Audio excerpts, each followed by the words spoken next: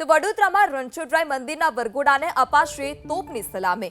રણછોડરાય મંદિરના વરઘોડાને તોપની સલામીનો માર્ગ મોકળો।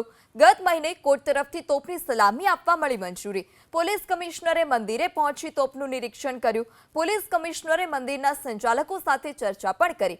180 વર્ષથી 4 દરવાજા પર ભગવાનના વરઘોડાને અપાતી સલામી। 28 વર્ષથી કોર્ટે વરઘોડાને તોપની સલામી પર મૂક્યો હતો પ્રતિબંધ। તો વડોદરામાં રણછોડરાય મંદિરના વરઘોડાને અપાશે હવે તોપની સલામી। રણછોડરાય મંદિરના વરઘોડાને તોપની સલામીનો માર્ગ મોકળો થયો છે। ગત મહિને જ કોર્ટ તરફથી તોપની સલામીને મંજૂરી મળી હતી। 180 વર્ષથી 4 દરવાજા પર ભગવાનના વરઘોડાને સલામી અપાતી હતી।